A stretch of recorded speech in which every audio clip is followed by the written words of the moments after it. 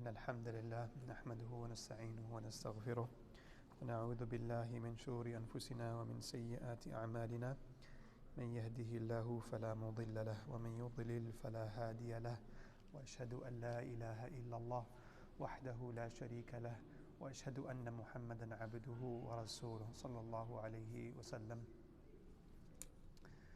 اللهم علمنا ما ينفعنا وانفعنا بما علمتنا وزدنا علما يا أرحم الراحمين.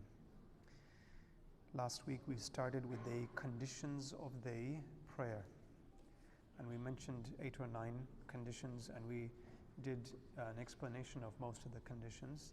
So who can list the conditions to me? Who has memorized them and can tell me the conditions? Islam, Aql, Tahara, the place has to be clean and perfectly pure. cleanliness of the body and the place and the clothes. Facing the Qibla, you said. The entry, the time must have entered. Covering the awra. Yeah, we did facing the Qibla. I think we have covered everything.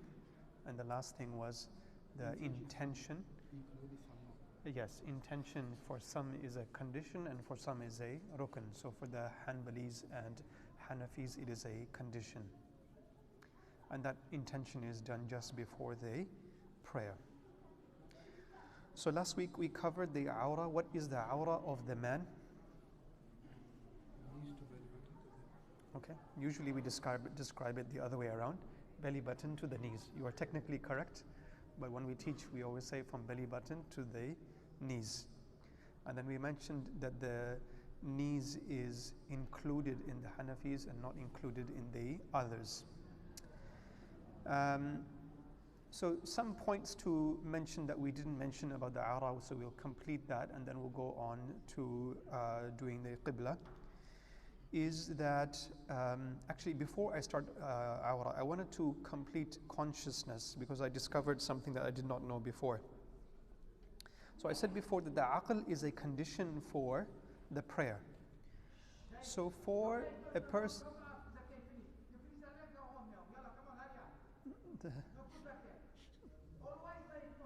the prayer, the consciousness is required for prayer. So for example, if someone was unconscious, and we don't mean a deep sleep, he was unconscious before the entry of the time, and then he remained unconscious for the duration of the time, and then he regained consciousness afterwards. Or for example, he was insane. And by insanity, we don't mean depression or anxiety.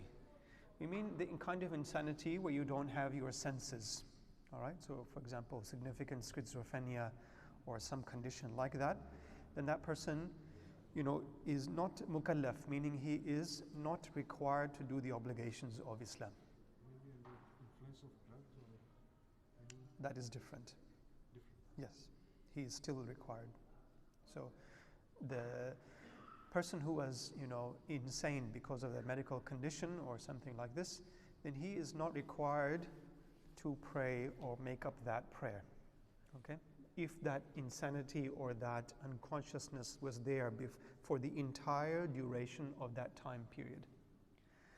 The Hanafis have said something that I did not know before, which is that if it is 5 prayer times or less, then he has to make it up. Therefore, if it's 6 prayer times or more, then he does not have to make it up. This is quite relevant usually because if someone is in the process of dying, then usually they go into unconsciousness before they die, unless it is a sudden death, a traffic accident or a heart attack or something like that. The common thing is that someone goes into unconsciousness and then they die after that. Usually that unconsciousness can last from hours to days. I vividly remember being a junior doctor and seeing this lady who I thought would die in a few hours, and she survived for 2 weeks without food and water and anything. She kept on living but was unconscious. As soon as her son arrived from overseas, she died within hours. It was just, the amazing capacity of the human body to keep going. And obviously the death is written by Allah subhanahu wa ta'ala. So if that unconsciousness was for 6 prayers or more, then no makeup is required. If it was less than that, then makeup is required. And at least in the Hanafi madhab, the waratha are encouraged to give kafara based on those prayers that were missed. What's the time you said? 5 prayers or less. So we covered the cleanliness of the body and the clothes and the place, right? So let's take the example. I am the imam here and I'm praying, and this sajada has some filth on it. Is the prayer valid? No? The prayer is valid if what you are actually praying on does not have the filth. And what is considered what you are praying on is what you are standing on itself. So the area where your feet are touching. Okay? And not for everyone, but where your hands and knees are touching. Okay? So for example, if I'm doing sujood and my hands are not touching the area that has filth, nor my knees, nor my feet, then the prayer will still be valid. Similarly, if the sajada is clean, and let's say the carpet underneath it has some najasa, is the prayer valid or not? It's still valid, right? Because the sajada itself is clean.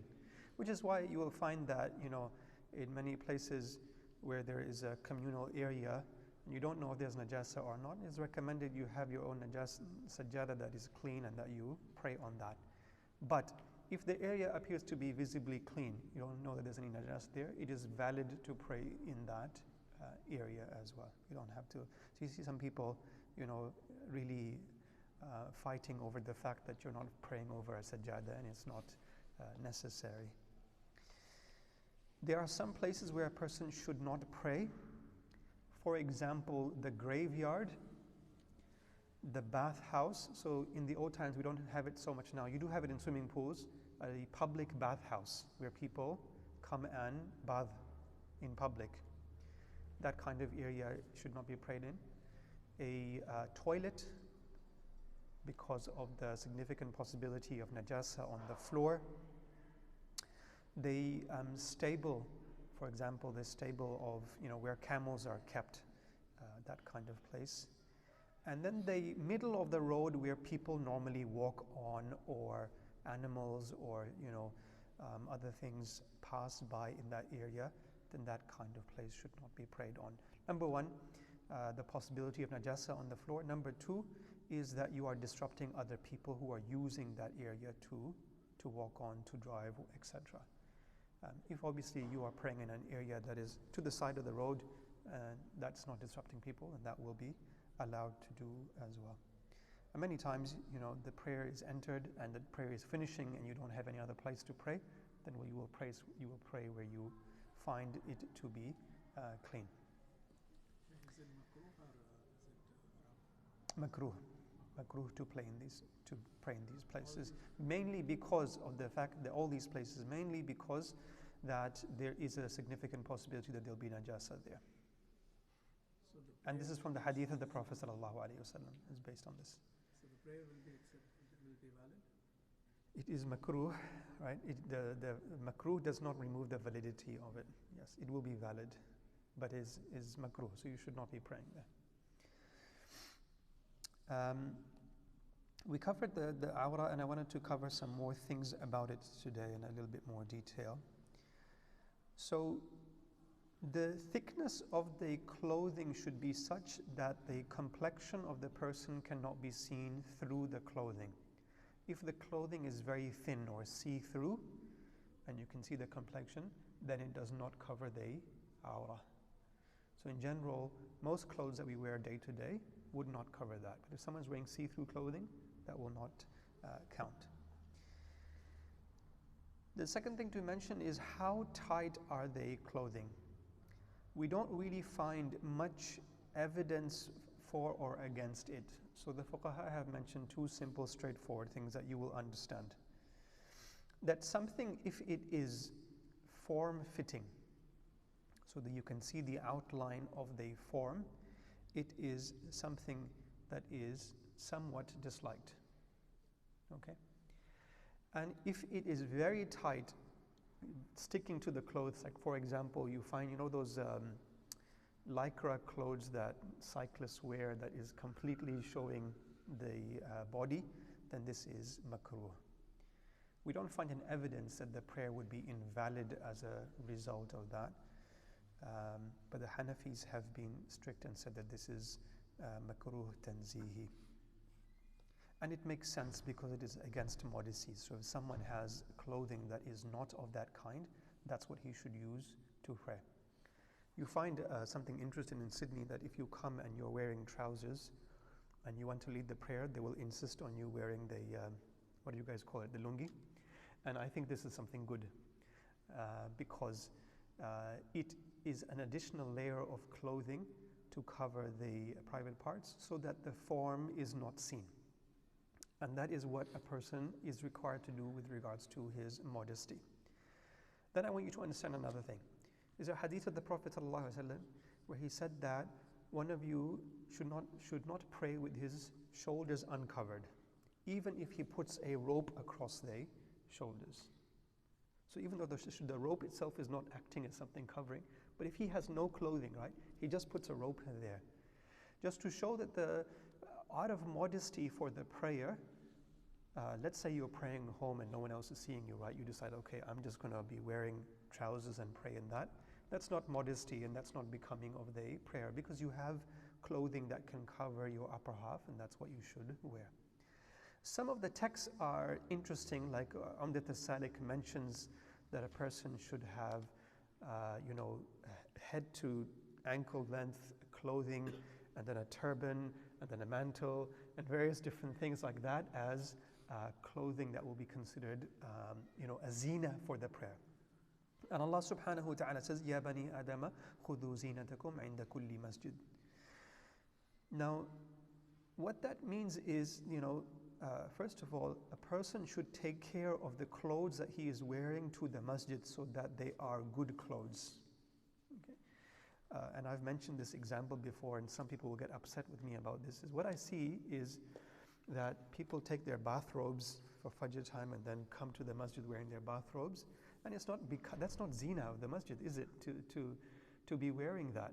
That's something that you wear when you came out of the shower. And I'm sorry if I'm upsetting anyone, but it's something to take care of.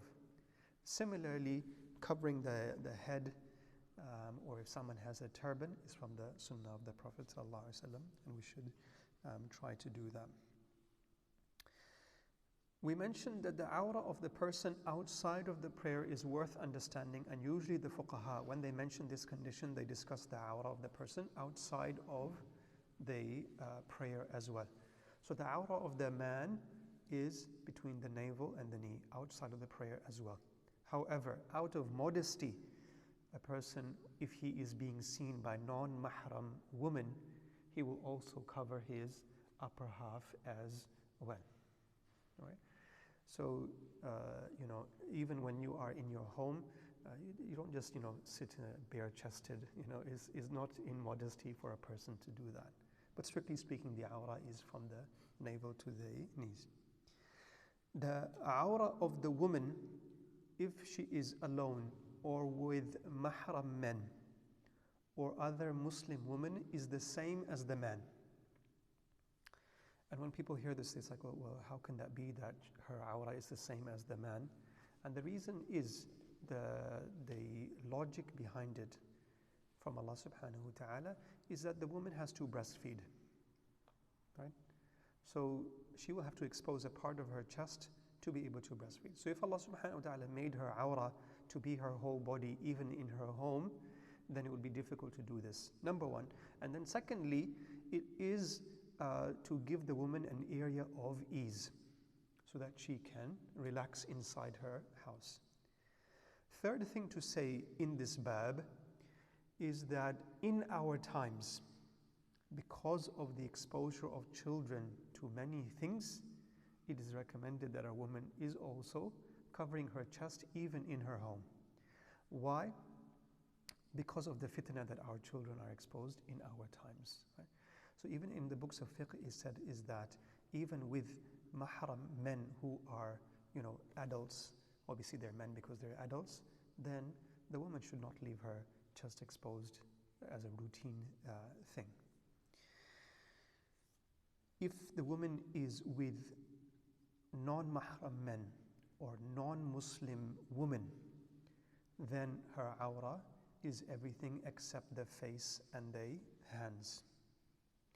Some of the fuqaha, a significant minority, have said that the face is also a awrah except for the eyes. So they are proponents of the niqab and others are not. And this is a famous ikhtilaf. If I start on this bab, you guys will take all night here. But we'll stop here, inshallah. Any questions on awrah? Yes? No, like the hadith says, like when the kids attain certain age, like 7, 8, they have to separate from the bed, etc. So how do we, like even like when you say the aura is same as the men between even the I didn't actually describe what's the awrah for the children, right? So what's your specific question? So you're saying like a brother, so Yes. father-in-law, they all mahram, yeah? Yes. So is it like a certain recommendation the women should always have one, or The men should in always terms have. of exposing the aura and things? Well, I mean, in front of other people, the recommendation is that a person, has something covering the awrah from the navel to the knee, and at the same time he has a shirt on. I mean, like if we were Women, for the women. yeah. Yes, I mean, so look, this is the guideline that Allah subhanahu wa ta'ala has given. And then beyond that will be cultural norms, right? So you have to understand that, as is mentioned, before the revelation of the Quran, the Arab woman used to have something that was like a khimar, that used to start from the head, go back and cover their back and then their lower half. So actually their front half was not covered. So Allah subhanahu wa ta'ala specifically said in Surah An-Nur, cover your bosoms as well. Now that's what we see for someone who is going out or has non-mahram women, non-mahram men in the house. I'm not sure how I should answer your question more specifically. So, basically to say, this is what the awrah is, to avoid the temptation for some people who might have evil hearts in the home, the person should cover the chest area. Does that? It's like in The permissibility is there. Fall into sin. No. If that happens. Correct. Yes. Yes. Now you find that I'll just say one more point here. Some women have a habit. Well, they will go and visit someone else, and then come to your household, and then say, so and so woman, her nose is like this, her lips are like this. So she's describing the whole person. This kind of woman should be treated like she is a male, right? So they should have complete, covering with this person because she is fasiq. Yes. Feet below the ankle is awrah. Yes, in all the madhahib except for the Hanafi madhab. Okay. Now for the men, the clothing should not go below the ankles. It can go up to the ankles, but not below the ankles. If you feel cold, you wear socks. Two questions related to the place where to pray. Okay. Yep. First question is, somewhere I read that you shouldn't be praying at something Mm-hmm. that when you do a sajda, Mm-hmm. it goes down, like for example a mattress. I don't know, like I read somewhere in my childhood in a book. It should be pressed. It should keep up. Yes. Yes. We have that as well. So, like if you're praying on sand and it's really moving a lot, that would not be permissible. So it should be relatively firm ground. Yes. And the second, what about the grass?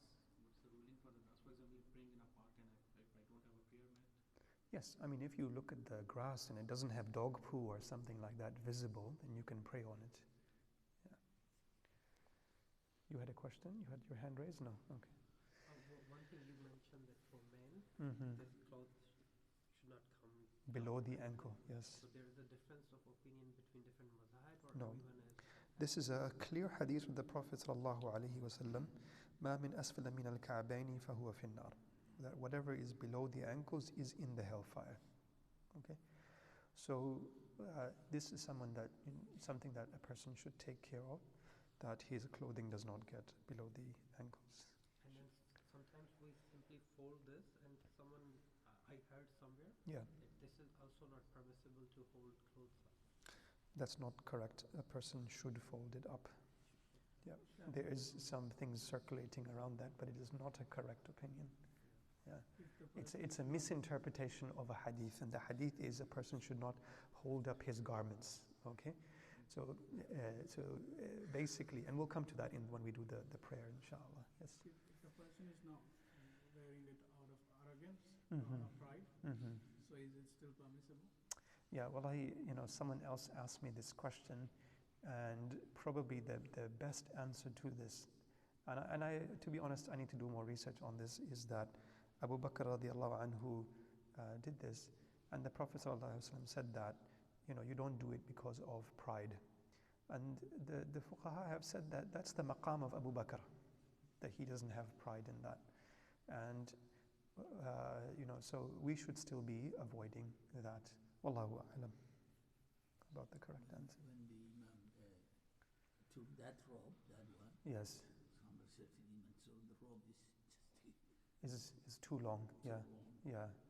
It's the same as that. Yeah, look, I mean, again, at the end of the day, I know that some people don't use it because it's too long. But if the clothes you are wearing are tight, then I would prefer that you would wear this than be wearing tight clothing in the prayer. According to the hadith, second hadith mentioned that Yes. it's out of arrogance, because Yes. at the time of Jahiliyyah, they used Yes. the Arab people used to wear like long garments, Yes, and they drag it along. yes, yes, It's out of pride. That's why the reason why this Correct. hadith come. correct, yes. But I can't see that happening these days. Allahu A'lam. Allahu a'lam. So now this is a question of, is the hadith applicable to a cultural norm, or does it apply to all times? And Allahu a'lam, what I learned from my teachers and things. Some of the fuqaha saying Yeah, no, I know, I agree with that. it must And be out of arrogance. yeah, I think the safer position to take is that, that we take the hadith as it is, and that we don't let the clothes go below the ankles. Anyway, I can do more research on that and get back to you. What time is it? 8:04, okay. The Qibla we did partially last week, and so there's a few points to mention. Number one is that a person should investigate what is the Qibla before he directs himself towards the Qibla. Clearly, in our times, the difference is that in general, when you are in cities, you have 4G and you have Qibla apps and you can direct them. I don't actually trust any of the Qibla apps. I don't have a single Qibla app, alhamdulillah. I look at the sun and I look at what the time of the year is, and I base it on that, because Qibla apps are dependent on your gyrometer, and my gyrometer is always bad on my phone. But anyway, if your Qibla app is great, that's good for you. I generally, most of the time, I find that, the masjid is praying this way and your Qibla is saying that way, so I don't trust them. The issue with the Qibla comes generally when a person is traveling, or he's on a plane, or it's nighttime and he's not in a city of Muslims, so now he's trying to figure out what is the Qibla. So let me ask you a question. You investigated what is the Qibla, and then you prayed. Afterwards you find out the Qibla you were praying was opposite. What should you do with the Qibla? What should you do with your prayer? No need to No need to repeat it. The Hanafis say no need to repeat it, yes? Accepted. Accepted, yes? The Shafi'is agree. The Shafi'is disagree. Is that it is valid, except in the Shafi'is. If during the prayer you found out that the Qibla is this way and you're praying that way, then you should turn towards the Qibla during the prayer. Again, the Shafi'is say that because you found out that the Qibla that was that way, then the prayer is invalidated and you have to start again. So the Shafis are stricter with this matter, that they want you to be towards the Qibla. There's an ayah Yes, which says it doesn't matter if you pray towards east or west or north or south. yes, It's the intention. yes. But there's a lot more detail than just that. You can't just take the ayah by itself and form your own fiqh. You try first. You try your best. If you prayed by mistake, in the wrong direction, that's not your fault. Sorry, yeah. Okay, let's do one more thing. If you did not try to find the Qibla and you found out afterwards that everyone says it is invalid, okay, you have to try and find out. The Hanafis have a footnote: if you got lucky and you were correct, then your prayer is valid, if you were lucky. Okay, but in general, if you did not even try to look for it, then the prayer will not be valid. So there are multiple ways of looking for the Qibla. One is to use your judgment with regards to the stars and the movement of the sun, like I've taught you before. Another way is to look at a major masjid, for example, the Prophet's masjid in Medina, major masajid like that, like the Umayyad Mosque in Damascus, those kinds of places. The Sahaba set the Qibla, so if you followed that, then that would be correct. Or you come to a Qibla like of this masjid, is one of the largest masajid in Australia, so its Qibla is set accurately, then you can follow that. Or you can follow someone who is knowledgeable and already knows what is the Qibla. You can follow all of those kinds of things. Now, someone is sick, he is unable to turn his body or to stand up towards the Qibla. He's chained to a tree, for example. He doesn't have the ability to face the Qibla, then he is not required to do so because he's unable to do so. Someone is fearful that if he moves from his position, is your app correct or not correct? It's correct, alhamdulillah. Is if the person fears that if he will face the Qibla, that some lion will eat him or something like that, he doesn't have to face the Qibla. Finally, if someone is doing a voluntary prayer while traveling, he does not need to face the Qibla. So for example, you were in the plane, then you got up to do your fard prayer and you prayed towards the Qibla. After that, you went back in your seat and you want to do nawafil. You can do as many nawafil as you want in your seat, even if the plane is facing towards Sydney. Yes.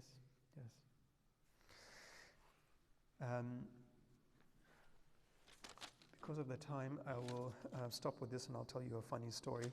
We were kids and we did sa'i, so we made two mistakes. We used to live in Saudi and we went to do Umrah. And we went with some friends. So two families went together. And then we did tawaf with our parents and then we went to do sa'i. We got separated from our parents, so we were, me, my sister, two of my friends, we all did sa'i. So we were in disagreement of whether one sa'i is from Safa to Marwa or one sa'i is Safa to Marwa and back. So we decided, using our own ijtihad, without asking anyone else, that one sa'i is Safa to Marwa and back. So after we did these 14 rounds, we remembered that we had to do 2 rak'ah to finish the Umrah, right? So some cleaner had unrolled the carpet and put the sajjada facing opposite the Qibla, okay? So you know how they had the sajjada, like it's shaped like this, right? So you think, okay, the Qibla must be that way. So we sat on it. And it so happened that between us and the Qibla were pillars. We couldn't see the Qibla. So we started praying the complete opposite of the Qibla. And subhanAllah, this worker came by and told us to stop and then face the other way. So anyway, mistake upon mistake. So anyway, the Qibla is something that a person should try and investigate and try and look for as the conditions. So we finished the conditions, alhamdulillah. Next week we will start with the adhan and iqamah and the fara'id of the salah. Any more questions? Yes? I've been thinking about this for the past week. Yep. That's a long time. There's a place, theoretically, anywhere you are on Earth, But Yes. here, if you're facing west or east, you're facing the Qibla. Okay, Or sure. you're facing the Kaaba. Yeah. One is the direction because it's closer. Yes. So would there not be points on the earth where it's equidistant between the two, and even one point on the earth where you can face any direction? That will generally be like somewhere like the Pacific Ocean. Right, like I mean, I'd be hard pressed to find someone that's equidistant and actually someone actually lives there. The general principle is that you face the Qibla towards what is the closer distance. And so you can't just say, okay, I'm traveling to Los Angeles, and if I just pray there, eventually my Qibla will go all the way around and come back. No, you can't do that. There's actually places in the US where they're praying to masajid, same town. Really? One's praying that way, one's praying Okay, that way. mashallah. You know, So there are places that do that. Okay, mashallah. Yes, In the plane, if you travel yes, Emirates, it will tell you. yes. Like, This is the Qibla. Yes, Here they will tell you after every Yes. 10 minutes or 5 minutes. Yes. Even there. yes, But if you're traveling in other plane, how Yes. would you know, like, because the plane is moving, how can you find out? Like, Well, okay, generally you have some knowledge of geography, right? You're going from Islamabad to Moscow, right? You will generally know that you are going northwest, right? And then you know that if I'm in Islamabad right now, this is where Mecca is. If I'm in Moscow right now, this is where Mecca is. If I'm halfway through my journey, it will be in this direction. So you need to have some sense of geography. But also, most airlines will have, air hostesses that have knowledge of where the Qibla is, and if you ask them, they will tell you. which way is west? Yeah. You ask them which way is the Qibla. If they like what is the Qibla, then you say, okay, can you tell me which way is Saudi Arabia? If they don't know where Saudi Arabia is, you can ask them which way is west, and they would. Well, it depends. Obviously, depends where you are in the world. Right. Well, it depends where you're flying and where you're going. So you need to ask. And what more, like if you're traveling in the car, can you stop the car at the highway and pray in Yes. the car? In the car, Yeah. how will you have to praise? get up. How will you stand up? Huh? How will you stand up in the car? The condition is to stand up Yes. for Yes. the fard. Yes. Did the Prophet ﷺ has prayed in the Sitting, on the yes, camel? he has sitting on the camel, but only for voluntary prayers. Okay, only for one. Mm.